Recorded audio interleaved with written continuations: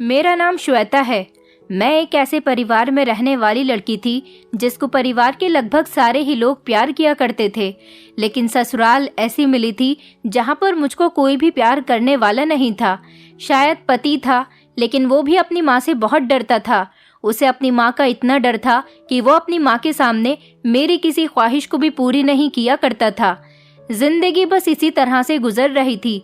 फिर मेरी जिंदगी ने एक ऐसा मोड़ लिया जिसने मेरी पूरी जिंदगी को हिला के रख दिया था, क्योंकि मेरे पति ने एक दिन मेरे सामने एक ऐसी बात लाकर रख दी जिसे सुनकर मैं हैरान रह गई थी।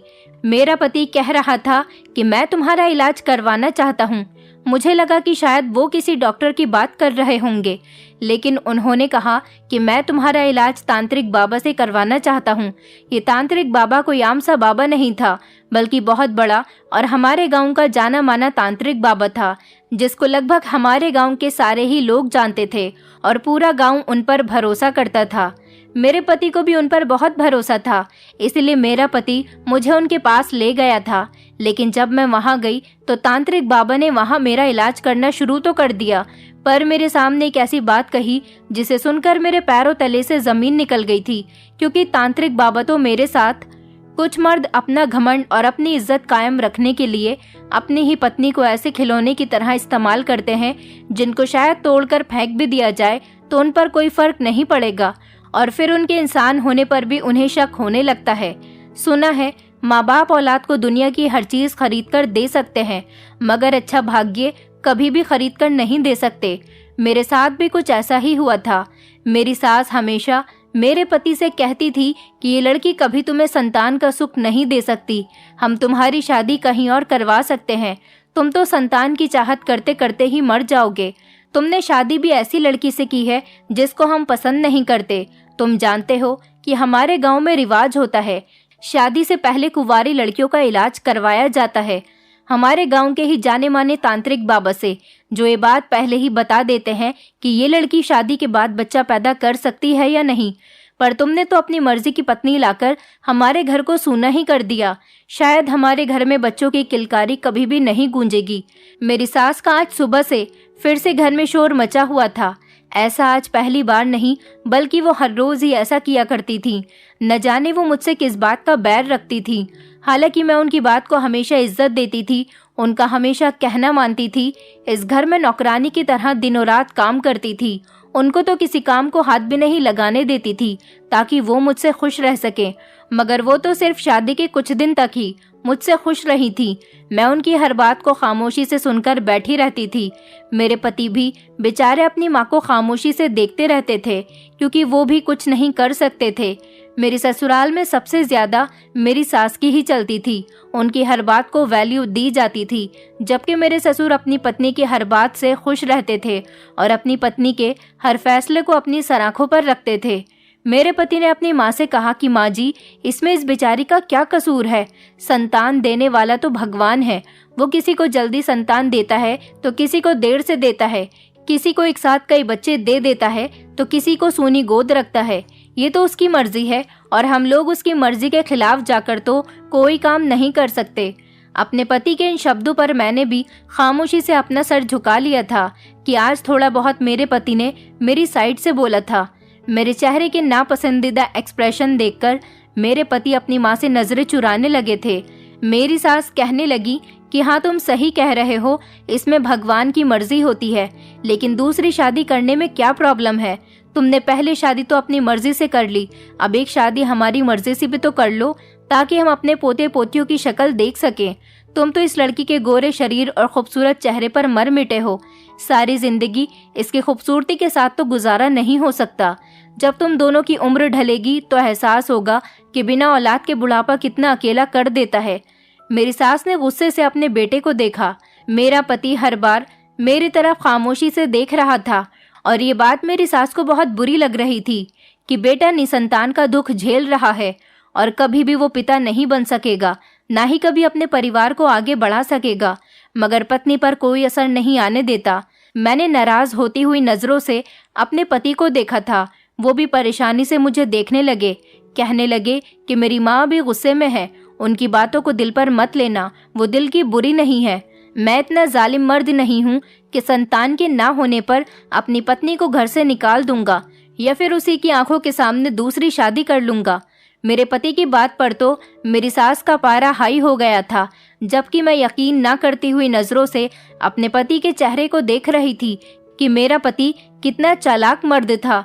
वह ऐसे जाहिर कर रहा था जैसे मैं उसके लिए बहुत स्पेशल हूँ, लेकिन सच तो कोई नहीं जानता था। असल हकीकत क्या थी ये तो सिर्फ मैं ही जानती थी। मेरा मन चाहा कि मुझे बार बार बांझपन का ताना देने वाली सास को उसके बेटे की सच्चाई बता दूं, मगर मेरे पति की आंखें आंखों ही आंखों में मुझसे रिक्वेस्ट करने लगी कि मैं खामोश रहूं और उनकी माँ को कुछ न बताऊं। मेरी सास नफरत से मुझे देखते हुए कहने लगी कि इस खूबसूरत चुड़ैल ने मेरे बेटे को अपने काबू में कर लिया है। तुम जैसी बांझ लड़की को कोई भी आदमी अपने घर में नहीं बसाता।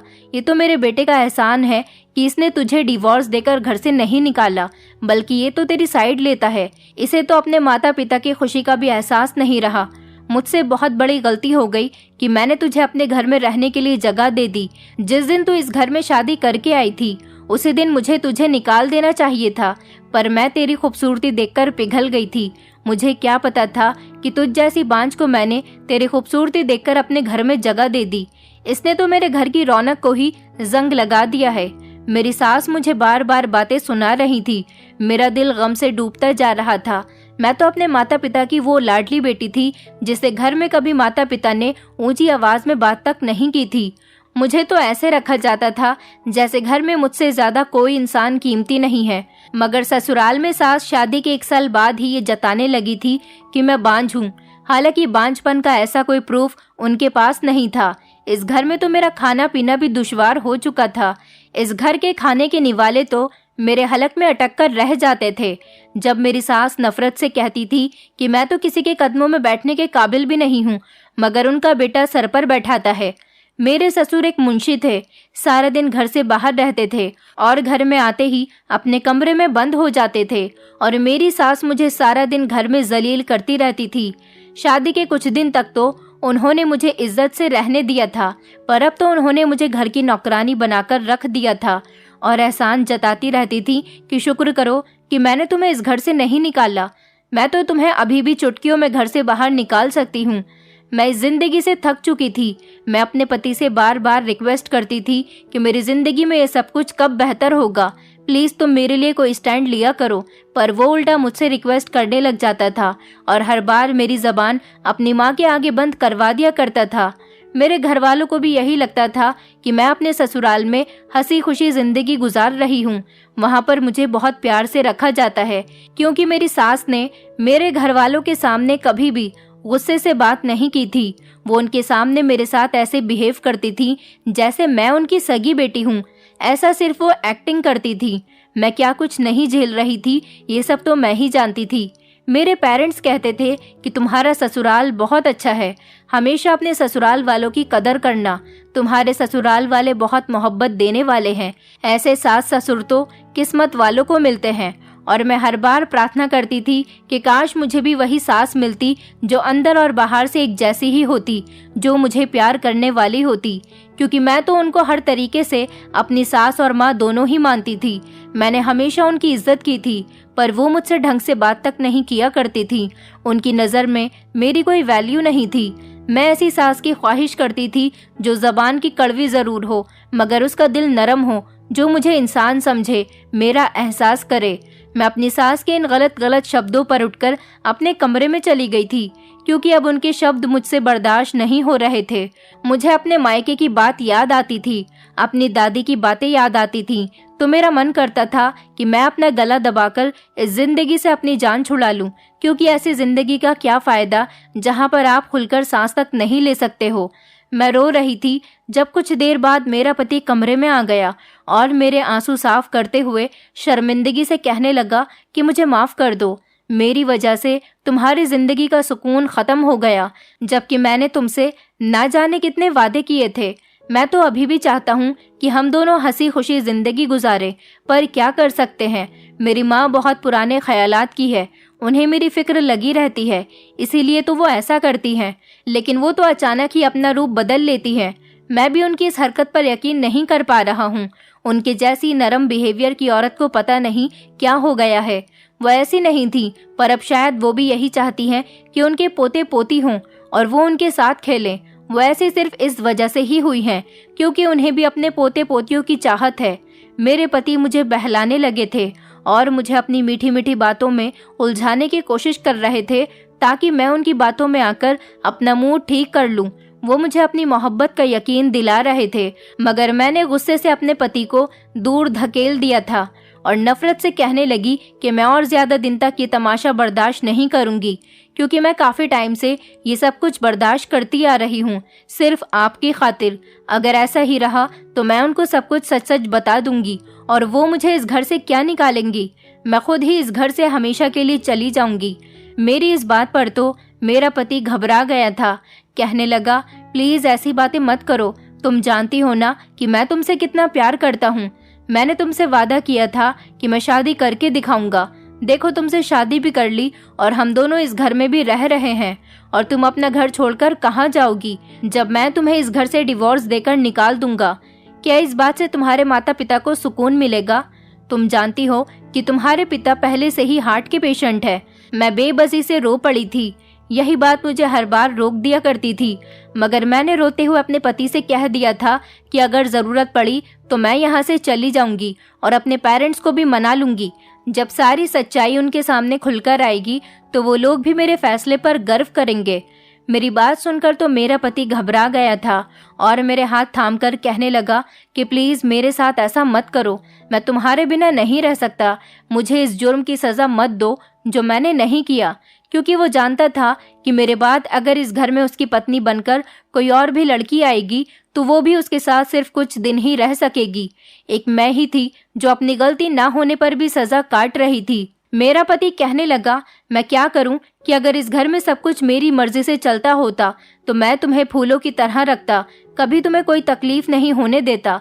मुझे अपने पति के ये सारे दावे सिर्फ मतलब के ही लग रहे थे। मैंने हाथ छुड़ाकर अपने पति से कहा कि मुझ पर जो बांझपन का इल्जाम लगा हुआ है वो खत्म कर दो, तो मैं मान लूंगी कि सच में आप मेरी कदर करते हो और आप एक औरत की कदर करने वाले इंसान हो, वरना मुझे खाली शब्दों की मोहब्बत से कोई मतलब नहीं है। मेरे शब्दों पर मेरे पति अचानक ही खामोश हो गए थे और मैं उठकर बाथरूम में बंद हो गई थी। जब मैं वापस कमरे में गई तो मेरा पति किसी गहरी सोच में डूबा हुआ था। मैं इग्नोर करते हुए अपनी जगह पर लेट गई थी और सोने की कोशिश कर रही थी, मगर सास के बेइज्जती भरे शब्द मेरे कानों में गूंजने लगे। मेरी आंखों से आंसू बहने लगे थे। मुझे याद आया कि दादी ने ठीक कहा था, घर की लाडली बेटियां बहुत रोती हैं। मैं भी अपने पेरेंट्स की लाडली बेटी थी, बहन भाइयों में सबसे छोटी थी, इसलिए बड़े बहन भाई भी मुझसे बहुत प्यार करते थे। मेरी दादी हमेशा मुझे हंसता मुस्कुराता हुआ देखकर कहती थी कि मुझे तो डर लगता है इसका भाग्य न जाने कैसा होगा, क्योंकि लाडली बेटियों को तो समय रुलाता है। ये शब्द कितने दर्दनाक थे। मुझे अपनी जवानी में कभी आइडिया ही नहीं हुआ था। मैं तो दादी की बातों पर हंसती रहती थी कि भला वक्त मेरा क्या बिगाड़ सकता था। जब मेरे घर वाले मुझसे इतनी मोहब्बत करते थे तो मेरी माँ मेरे अच्छे भाग्य की प्रार्थना करती थी और मुस्कुराकर कहती कि मेरी बेटी जितनी खूबसूरत है उतना ही खूबसूरत इसका भाग्य भी होगा। मैं थी ही बहुत खूबसूरत लड़की। मेरी खूबसूरती में किसी तरह की कोई कमी नहीं थी। जो देखता था मेरी तारीफ करता था। ढूंढने से भी मेरे अंदर कोई कमी नहीं थी। मैं जब बड़ी हुई तो मेरे बड़े बहन भाई अपने अपने घरों के हो चुके थे और अपनी फैमिलीज में बिजी हो गए थे। मेरी बहनें मेरे लिए भी रिश्ते तलाश करने लगी। मेरे माता पिता को मेरी शादी की कोई जल्दी नहीं थी, मगर दादी का कहना था कि लड़की की कम उम्र में ही शादी कर देनी चाहिए, वरना लड़की को ससुराल के माहौल में ढलने के लिए बड़ी मुश्किल होती है। दादी के इतना जिद करने पर मेरे पेरेंट्स मेरी शादी के लिए मान गए थे। इधर मेरे पेरेंट्स मेरे लिए रिश्ता तलाश करने में लग गए थे, उधर मुझे नमन नाम की एक लड़के से प्यार हो गया था जिससे मैं शादी करना चाहती थी। जब मेरी बड़ी बहन को इस बारे में पता चला तो उन्होंने मुझे समझाया था कि प्यार मोहब्बत में कुछ नहीं रखा, इसलिए अपनी फैमिली की मर्जी के मुताबिक शादी कर लो। मैंने नमन को जब पूरी बात बताई तो वो मुझसे शादी करने के लिए तैयार हो गया था। हालांकि वो जानता था कि उसके घर में सबसे ज्यादा उसकी माँ की ही चलती है और लव मैरिज पर कभी भी उसकी माँ राजी नहीं होंगी।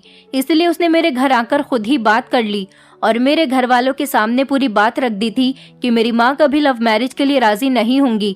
लेकिन मेरी माँ इतनी बुरी नहीं है। मैं जानता हूँ कि जब शादी करके मैं घर चला जाऊंगा तो श्वेता की खूबसूरती देखकर वो मुझे माफ कर देंगी। उन्हें भी लगेगा कि मैंने किसी ऐसी वैसी लड़की से शादी नहीं की। मेरे घर वालों को नमन ने पूरा भरोसा दिलाया था कि आपकी बेटी को मेरी वजह से कभी कोई परेशानी नहीं होगी। इस तरह से मेरी शादी नमन के साथ हो गई थी और मैं अपने ससुराल आ गई थी। नमन की फैमिली काफी खाती पीती और मिडिल क्लास फैमिली थी। मेरे पति की दोनों बहनें शादीशुदा थीं। उनका कोई भाई नहीं था। सास ससुर पढ़े लिखे और नौकरी करने वाले लोग थे। जब शादी के बाद हम दोनों उस घर में आए तो मेरी सास को गुस्सा तो बहुत आया था, लेकिन फिर उन्होंने देखा कि उनकी बहू इतनी खूबसूरत है तो वो मुझसे राजी हो गई थी और शादी के लगभग 4-5 महीनों तक उन्होंने मेरे साथ अपना बिहेवियर बहुत अच्छा रखा था। मेरा पति भी मुझसे बहुत खुश था। ससुराल में इतनी इज्जत और इतना प्यार पाने के बाद मैं खुद को दुनिया की सबसे खुशनसीब लड़की समझने लगी थी। मेरे दिल में ये डर था कि नमन से शादी करने के बाद मेरी जिंदगी मुश्किल हो जाएगी, लेकिन मेरे पति के प्यार और मेरे सास ससुर के प्यार ने मेरे दिल से वो डर भी निकाल दिया था। शादी के बाद मेरी जिंदगी बहुत खूबसूरत हो गई थी। मेरा पति मुझे रानी बनाकर रखता था। मैं ससुराल में सुकून से रहने लगी। मन करता तो काम कर लिया करती थी, वरना मेरी सास ही सारे काम करती थी। मेरे पेरेंट्स भी मेरी शादीशुदा जिंदगी से बहुत बेफिक्र और खुश हुए थे। उन्हें भरोसा नहीं था कि नमन की फैमिली इतनी अच्छी हो सकती है, लेकिन जब उन्होंने शादी के बाद मुझे खुश देखा तो वो लोग भी बहुत खुश हो गए थे। लेकिन फिर धीरे धीरे जिस तरह से महीने गुजरते गए तो मेरी सास ने घर के कामों से रिटायरमेंट ले ली थी। शुरू में तो मेरी सास ने मुझे बेटी की तरह समझा था, मगर शादी के 5 महीने बाद ही वो मुझे दबे दबे शब्दों में प्रेग्नेंट होने के लिए कहती थी। वो कहने लगी कि अब मुझे पोता पोती की शक्ल देखनी है, जल्दी ही घर में रौनक लेकर आओ। वो अपनी ख्वाहिशें मुझे बताने लगी थी। कहने लगी थी कि मेरी बेटियां जब आती हैं तो उनके बच्चों से बहुत दिल लगता है, फिर उनके जाने के बाद घर सूना सूना हो जाता है। घर में बच्चे आएंगे तो ऐसा नहीं होगा। मैं तो अपनी सास की बातों पर सर हिला दिया करती थी। मैं भी माँ बनना चाहती थी, मगर शायद भगवान की तरफ से देर थी। धीरे धीरे मेरी शादी को 1 साल गुजर गया था, पर अभी तक मैं प्रेग्नेंट नहीं हुई थी। मेरी सास का बिहेवियर मेरे साथ बहुत बुरा हो गया था। वो मुझे बांझ बांझ कहती थी कि अगर तू माँ बनने वाली होती तो ना जाने कब की बन गई होती। दूसरों की बहुओं को देखो, शादी करके आती हैं तो 1-2 महीने बाद ही खबर सुना देती हैं, लेकिन यहाँ तो शादी को इतना टाइम हो गया, कोई खबर ही नहीं मिली। मेरा पति तो सारा दिन मोबाइल पर बच्चों की वीडियो देखता रहता था और प्लानिंग करता रहता था कि हमारा बच्चा होगा तो हम उसकी कैसे परवरिश करेंगे और उसे कैसे रखेंगे। सबके जोश और इंतजार के बावजूद हमारी शादी को 1.5 साल से ऊपर हो गया था, मगर अभी तक मुझे कोई खुशी नहीं मिली थी। मेरी सास बहुत ज़्यादा परेशान रहने लगी थी। न जाने कौन कौन सी घर में पूजा रखती थी। कभी कहती कि तुम्हें नज़र लगी हुई है, तो कभी कहती कि चलो मैं तुम्हें किसी डॉक्टर को दिखा लाती हूँ, ज़रूर तुम्हें कोई ना कोई दिक्कत है। मेरे ससुर सास को सब्र करने के लिए कह दिया करते थे, लेकिन सब्र तो मेरे पति और मुझ में भी नहीं था। इन 2 सालों में हमने बहुत प्रार्थनाएं की थीं और बहुत इंतज़ार किया था। अब तो हमसे आस पड़ोस के लोग भी पूछने लगे थे। मैं हर टाइम परेशान रहने लगी थी। ऊपर से मेरी सास की बातें जो मुझे चैन से सांस भी नहीं लेने देती थी। शुरू के कुछ ही महीने तक मेरी सास का बिहेवियर मेरे साथ बेटी के जैसा था, लेकिन फिर उन्होंने तो बिना सोचे समझे ही मुझे बांझ कहना शुरू कर दिया था।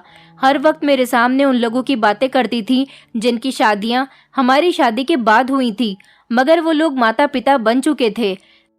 मैं हमेशा परेशान सी रहने लगी थी और यही सारी बातें सोच सोच कर मेरी तबीयत खराब रहने लगी थी। मेरा पति फिक्रमंद हो गया और मुझसे कहने लगा कि लोगों को तो 10 साल बाद भी बच्चे होते हैं और हमारी शादी को तो अभी सिर्फ 2 साल ही हुए हैं, तुम टेंशन क्यों लेने लगी हो। मैं बहुत रोने लगती थी। अपनी सास का इतना कड़क बिहेवियर मैं बर्दाश्त नहीं कर पा रही थी। घर में सारा दिन हम औरतें होते थे। सास तो मुझसे सारा दिन ढंग से बात नहीं करती थी। मैं अकेले ही बिना किसी से बातचीत किए घर के सारे काम करती थी।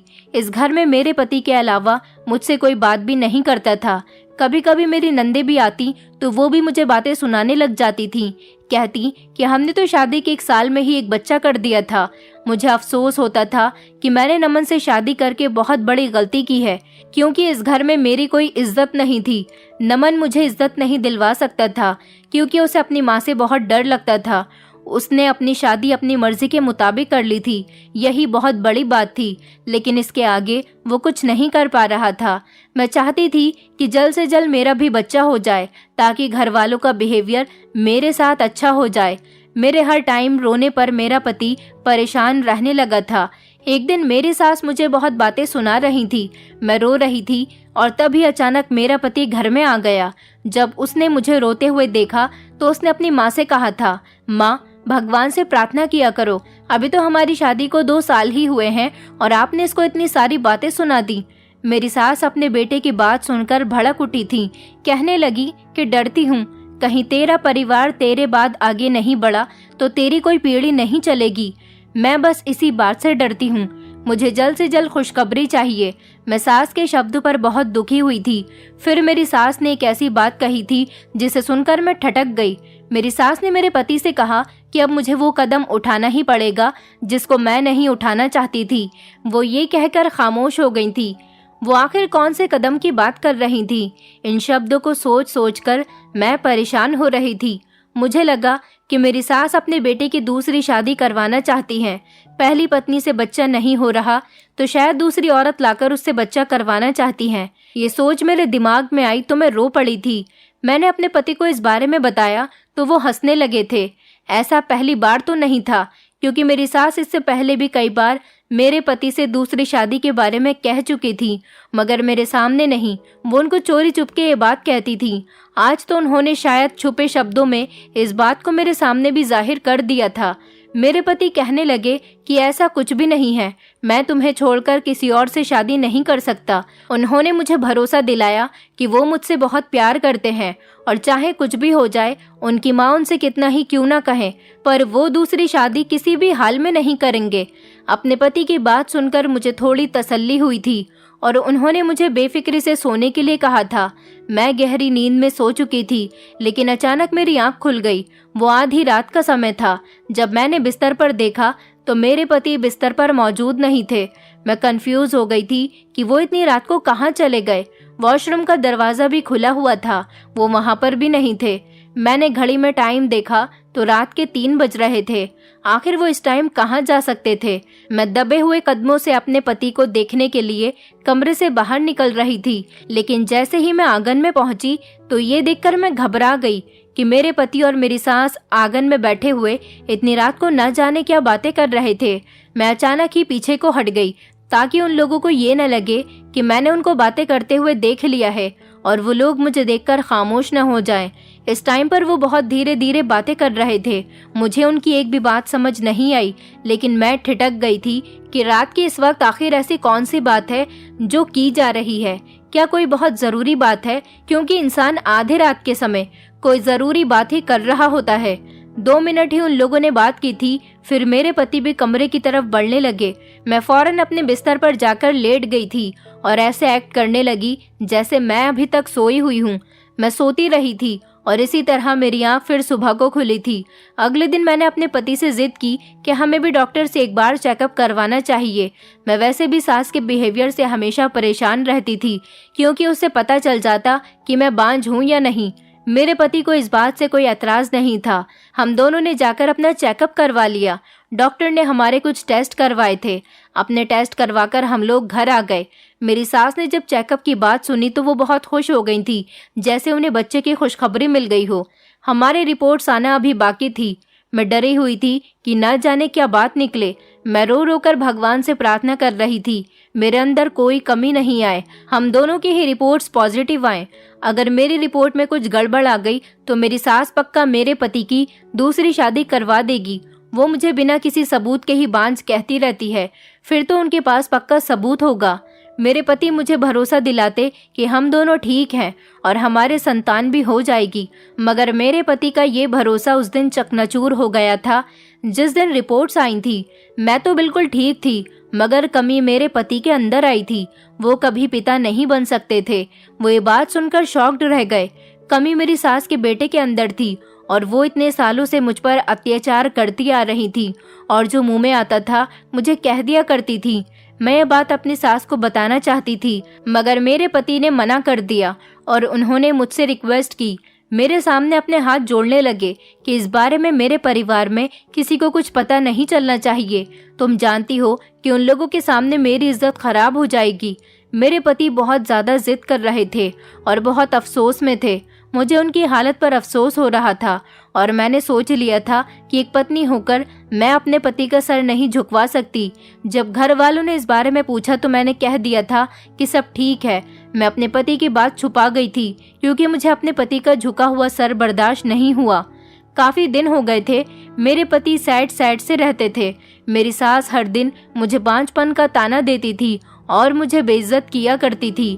मेरे पति अपना सारा सच छुपाकर जो इल्ज़ाम मुझ पर लगते थे उन्हें खामोशी से सुनते रहते थे और वो अपनी माँ के सामने जबान बंद रखने लगे थे और तो और मुझे भी खामोश करवा देते थे। मैं अपने बारे में बताकर अपनी ख्वाहिश पूरी करना चाहती थी ताकि अपनी सास को मुंहतोड़ जवाब दे सकूं, लेकिन मेरे पति मेरे सामने रिक्वेस्ट करने लग जाते थे कि ऐसा मत करो। एक दिन मेरे पति ने मुझसे कहा कि तुम जल्दी से तैयार हो जाओ। मैंने उनसे कहा कि क्यों, हम लोग कहाँ जा रहे हैं? उन्होंने कहा कि मैं तुम्हें एक तांत्रिक बाबा के पास लेकर जाता हूँ जो हमारे गांव के फेमस बाबा हैं।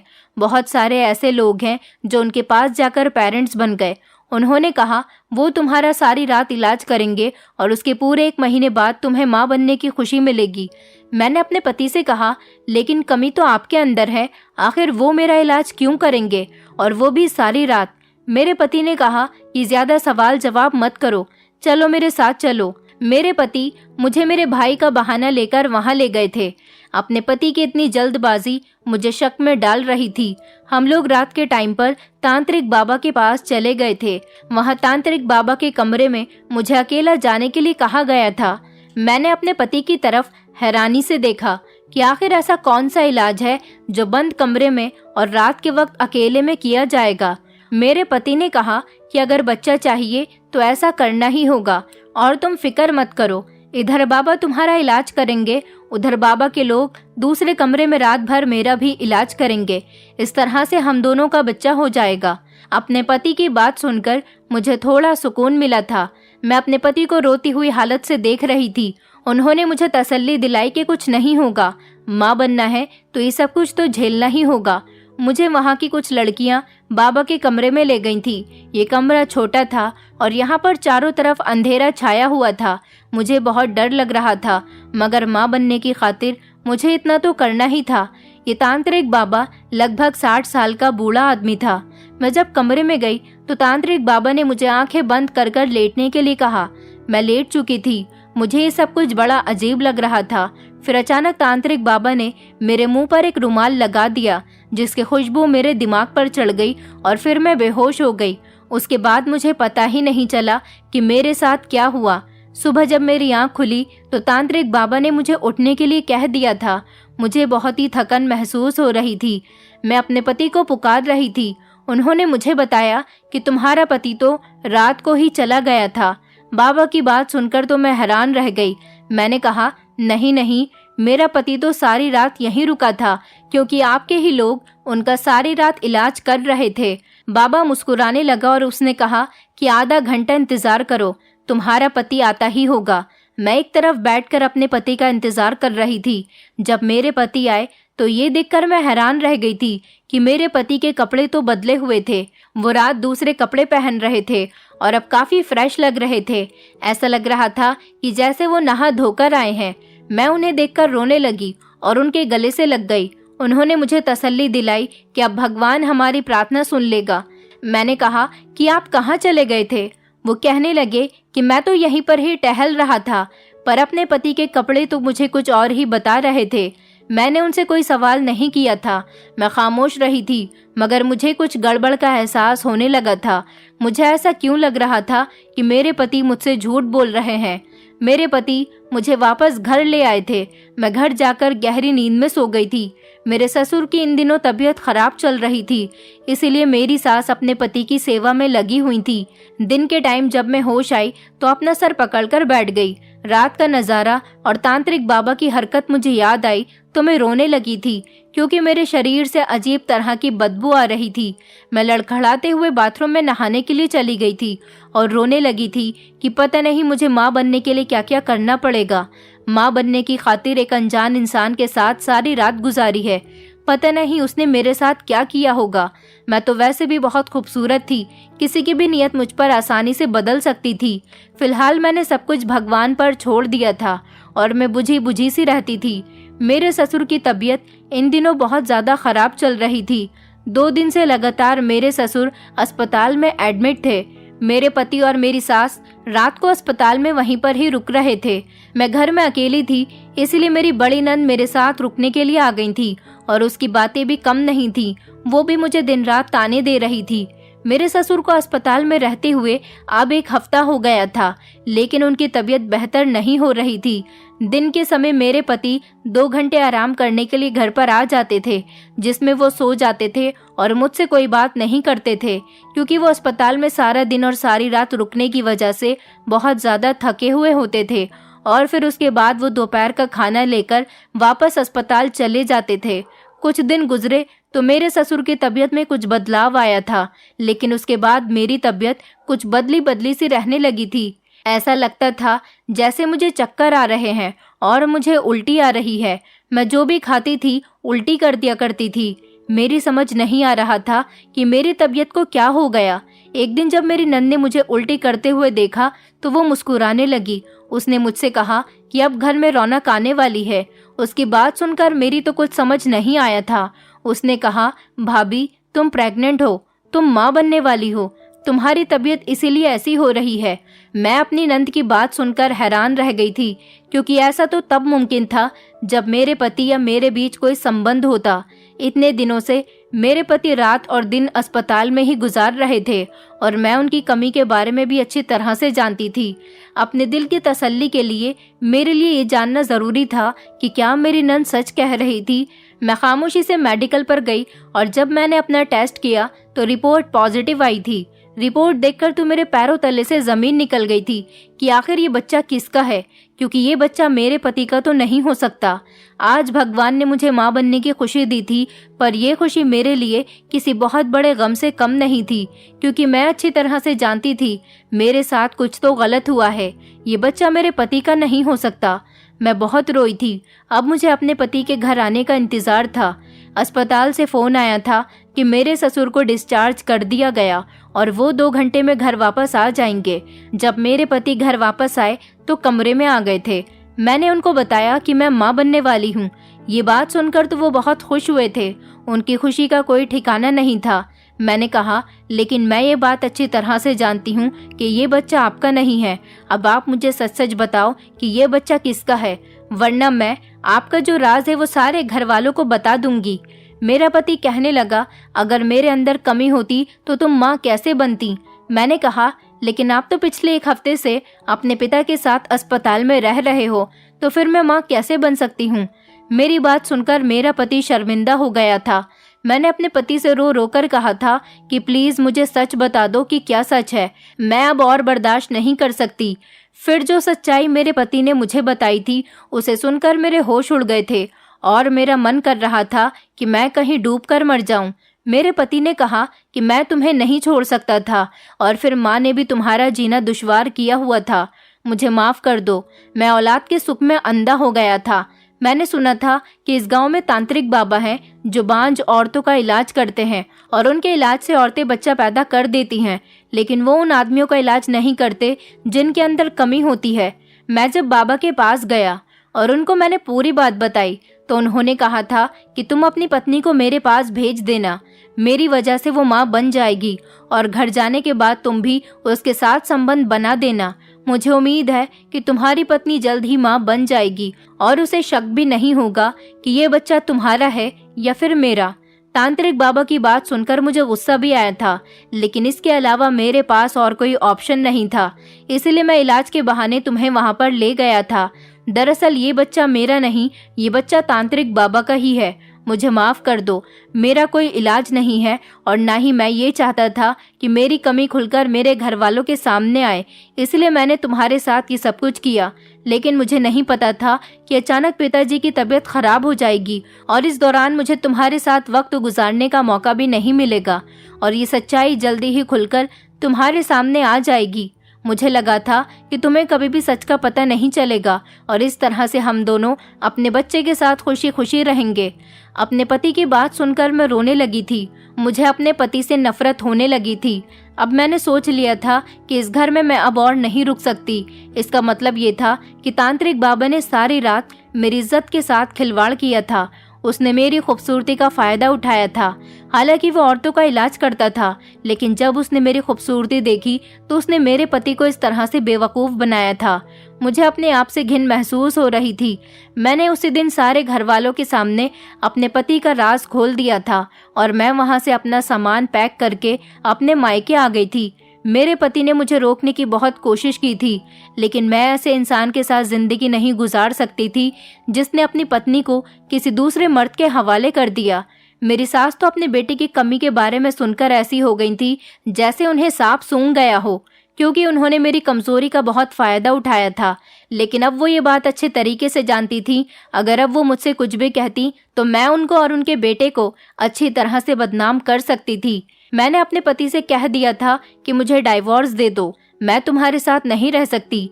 जब मैं अपने मायके आई और मैंने अपने घर वालों को ये बात बताई तो उन लोगों को भी बहुत गुस्सा आया था और उन लोगों ने मेरे फैसले को सही बताया था। उन्होंने कहा कि अब तक तुम इतने अत्याचार क्यों बर्दाश्त कर रही थी, बल्कि तुम्हें तो ये कदम बहुत पहले ही उठा लेना चाहिए था। मेरे पापा ने तो मेरे ससुराल में जाकर काफी हंगामा किया था। इस तरह से सारे गांव में मेरे ससुराल वालों की बदनामी हो गई थी। मेरे पापा ने उस तांत्रिक बाबा को भी अरेस्ट करवा दिया था जिसने मेरे साथ गलत संबंध बनाए थे। मेरे पति ने काफी दिनों तक मुझे मनाने की बहुत कोशिश की थी, पर मैं नहीं मानी थी, तो हार कर उसने कुछ महीने बाद मुझे डिवोर्स दे दी और मैंने अपना अबॉर्शन भी तभी करवा लिया था जब मैं अपने पति के घर से आई थी, क्योंकि मैं अपने पेट में किसी दूसरे का पाप पालना नहीं चाहती थी। हालांकि मैंने औलाद के लिए काफी कुछ किया था, काफी सारे जुल्म सहे थे, काफी परेशानियों से गुजरी थी, लेकिन मैं इस बच्चे के साथ अपनी जिंदगी नहीं गुजार सकती थी जो मेरा था ही नहीं। मैं अब अपने माता पिता के घर पर ही रह रही हूँ और अपना मन बहलाने के लिए मैंने घर में सिलाई सेंटर खोल लिया है। अभी तो फिलहाल मैं शादी नहीं करना चाहती, क्योंकि मुझे शादी के नाम से भी अब डर लगने लगा है। आप लोग मेरे लिए प्रार्थना कीजिए कि मेरा आने वाला भाग्य अच्छा हो, क्योंकि गुजरा हुआ तो बहुत ही बुरा गुजरा। मैं आप लोगों से रिक्वेस्ट करना चाहती हूँ कि मेरे पति जैसे इंसान के साथ या फिर मेरी सास जैसी औरत के साथ कभी भी जिंदगी गुजारने का फैसला ना करें। जिंदगी बहुत बड़ी है और हमेशा इसको अपने हिसाब से जिएं, दूसरों के लिए या बच्चे के लिए भी। अपने ससुराल वालों के हाथों बेवकूफ कभी मत बनना। दोस्तों, उम्मीद करती हूँ आपको हमारी कहानी पसंद आई होगी। कहानी पसंद आई है तो वीडियो को लाइक करें, चैनल पर नए हैं तो चैनल को सब्सक्राइब करें और हाँ, नोटिफिकेशन बेल को जरूर दबाएं ताकि अगली अपडेट सबसे पहले आपको मिले।